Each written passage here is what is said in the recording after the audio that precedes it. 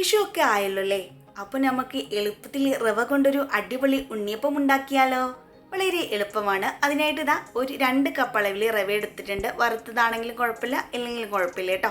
അതിനുശേഷം 1 കപ്പ് അളവിൽ അരിപ്പൊടി എടുത്തിട്ടുണ്ട്. അതിനുശേഷം അതിലേക്ക് മധുരത്തിന് 2 കട്ട ശർക്കര എടുത്തിട്ടുണ്ട്. അതൊന്ന് 1/4 കപ്പ് അളവിൽ വെള്ളം ഒഴിച്ചിട്ട് ഉരുക്കി എടുത്തിട്ടുണ്ട്.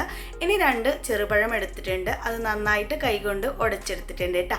ഇനി നമ്മളൊരു പാത്രത്തിലേക്ക് ഈ എടുത്ത് വെച്ച റവ മുഴുവനായിട്ട് ഇട്ട് കൊടുക്കാം.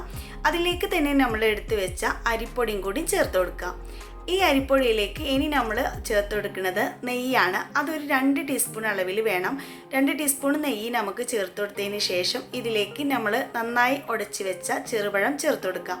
ഈ ചെറുപഴം കൂടി ചേർത്ത് കൊടുത്തിട്ട് ഇതെല്ലാം കൂടി നമ്മൾ കൈകൊണ്ട് നന്നായിട്ടൊന്ന് കുഴച്ചെടുക്കണം കേട്ടോ. കൈകൊണ്ട് തന്നെ നന്നായിട്ട് കുഴച്ചെടുക്കുക കേട്ടോ.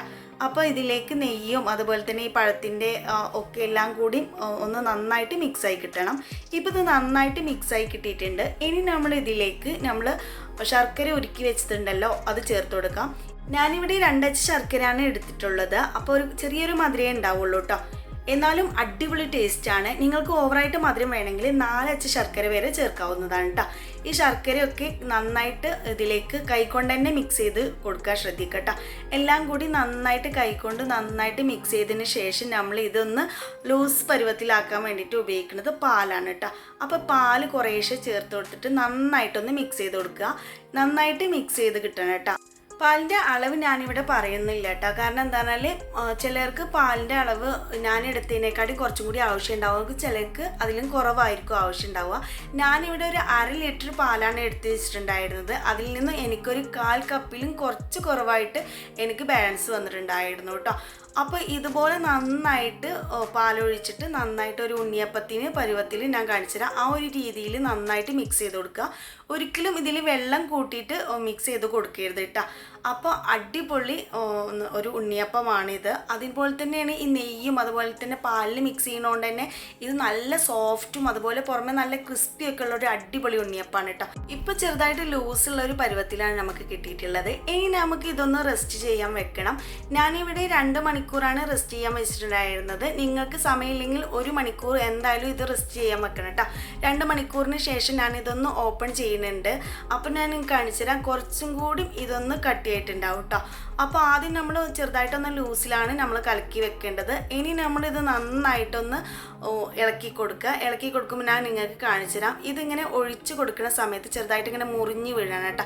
ഈ ഒരു രീതിയിലാണ് കിട്ടേണ്ടത്. ഇനി നമുക്ക് ചുട്ടെടുക്കാം. അതിനായിട്ട് ഞാനിവിടെ ഒരു കാരവെളുപ്പത്തിൻ്റെ ചട്ടി എടുത്ത് വെച്ചിട്ടുണ്ട്. അതിലേക്ക് എണ്ണ ഒഴിച്ചു കൊടുത്തിട്ടുണ്ട്. എണ്ണ നന്നായിട്ട് ചൂടായതിന് ശേഷം ഞാനിത് കോരി ഒഴിച്ചിട്ട് ആദ്യത്തെ ഒരു ബാച്ച് കുക്കാക്കി എടുത്തിട്ടുണ്ടായിരുന്നു. അതിൻ്റെ വീഡിയോ എൻ്റെ ഒന്ന് കട്ടായിട്ടുണ്ടായിരുന്നു കേട്ടോ. അപ്പോൾ സോറി. അപ്പോൾ ഇതുപോലെ വളരെ എളുപ്പത്തിൽ ഓരോ കോരി ഒഴിച്ചു കൊടുത്തിട്ടുണ്ടെങ്കിൽ നല്ല ബോൾ പോലെ കിട്ടുട്ടത്. അടിപൊളി ഉണ്ണിയപ്പമാണ്. തീർച്ചയായിട്ടും ഒരു വട്ടമെങ്കിലും ട്രൈ ചെയ്ത് നോക്കണം കേട്ടോ. പാല് കൊണ്ടും അതുപോലെ തന്നെ നെയ്യൊക്കെ ഒഴിച്ചത് കൊണ്ട് തന്നെ ഇതിനും ഒരു പ്രത്യേക സ്മെല്ലാണ്. അടിപൊളിയാണ്. ഞാനിവിടെ എടുത്തത് 2 അച്ച് ശർക്കരയാണല്ലോ. അപ്പോൾ മധുരം ഈ ഒരു ഉണ്ണിയപ്പത്തിന് ആ ഒരു മധുരത്തിൽ തന്നെ ഇത് കഴിക്കാൻ അടിപൊളിയാണ്. കാരണം നെയ്യും അതുപോലെ തന്നെ പാലും ഒക്കെ ചേർത്ത ഒരു അടിപൊളി ഉണ്ണിയപ്പമാണല്ലോ ഇത്. ഇതുവരെ നിങ്ങൾ ഇങ്ങനെ ഒരു ഉണ്ണിയപ്പം ട്രൈ ചെയ്ത് നോക്കിയിട്ടില്ലെങ്കിൽ തീർച്ചയായിട്ടും ഒരു വട്ടമെങ്കിലും ട്രൈ ചെയ്ത് നോക്കണം കേട്ടോ. അടിപൊളിയാണ്. അതുപോലെ തന്നെ നമുക്ക് വളരെ എളുപ്പത്തിൽ ഉണ്ടാക്കിയെടുക്കാൻ പറ്റുന്നതുമാണ് ഈ ഉണ്ണിയപ്പം. ഇനി നമുക്ക് ഇതിൻ്റെ ഒരു പ്രത്യേകത എന്താണെന്ന് പറഞ്ഞാൽ നമ്മൾ ഒഴിച്ച എണ്ണ ഇത് ചുട്ട് കഴിയുന്നത് വരെ ഇതിലൊട്ടും കുറവ് വരില്ല കേട്ടോ. ഒട്ടും എണ്ണ കുടിക്കാത്ത ഒരു അടിപൊളി ഉണ്ണിയപ്പമാണ് ഈ ഒരു ഉണ്ണിയപ്പം.